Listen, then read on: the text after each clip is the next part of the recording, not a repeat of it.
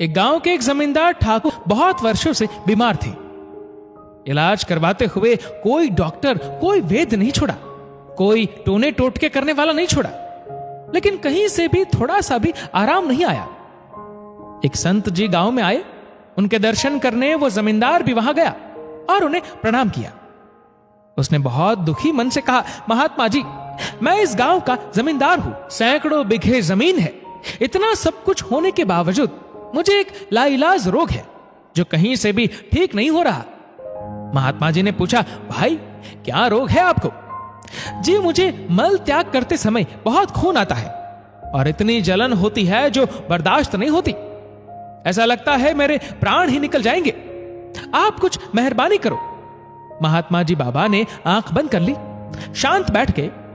थोड़ी देर बाद बोले, बुरा तो नहीं मानोगे, एक बात पूछूं? नहीं महाराज, पूछिए।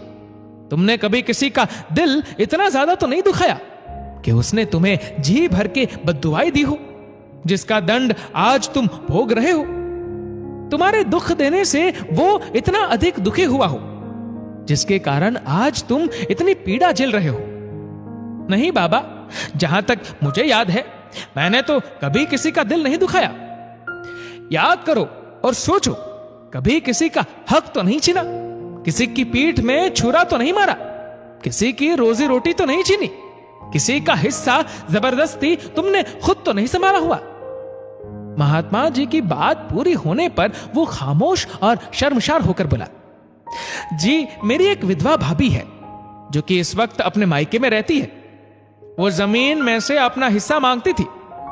यह सोचकर मैंने उसे कुछ भी नहीं दिया कि कल को यह सब कुछ अपने भाइयों को ही दे देगी, इसका क्या पता। बाबा ने कहा, आज से ही उसे हर महीने 100 रुपए भेजने शुरू करो।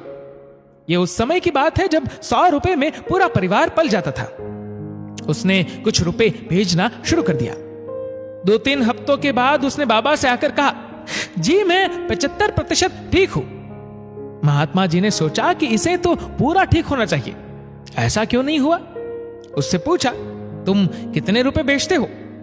जी 75 रुपए हर महीने भेजता हूं। इसी कारण तेरा रोग पूरा ठीक नहीं हुआ।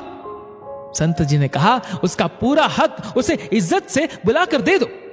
वो अपने पैसे को जैसे मर्जी खर्च करे, अपनी जमीन जिसे चाहे दे दे, ये उसकी मिल्कियत है, इसमें तुम्हारा कोई दखल नहीं है।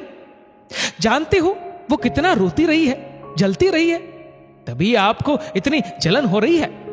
जरा सोचो, मरने के बाद हमारे साथ क्या जाएगा? जमींदार को बहुत पछतावा हुआ।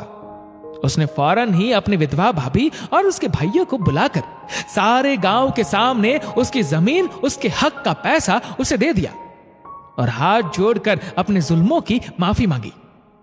उसकी भाभी ने उसे माफ कर दिया और उसके परिवार को खूब आशीर्वाद दिए।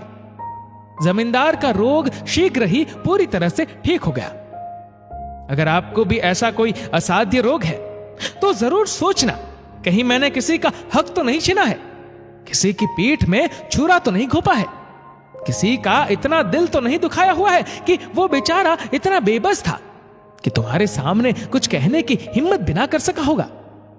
लेकिन उस बेचारे के दिल से आहें निकली होंगी जो आपके अंदर रोग पैदा कर रही है, जलन पैदा कर रही है। याद रखो, परमात्मा की लाठी बिल्कुल बेआवाज है। दोस्तों, इस वीडियो को लेकर आपकी क्या राय है, नीचे कमेंट करके जरूर बताएगा। और अगर आपको वीडियो अच्छा लगा हो तो इस वीडियो को लाइक करेगा, शेयर करेगा ज्यादा से ज्यादा लोगों तक। और ऐसी ही और भी स्पिरिचुअल कहानियों को सुनने के लिए सब्सक्राइब करें हमारे यूट्यूब चैनल को और फेसबुक पर फॉलो करें हमारे पेज को। धन्यवाद।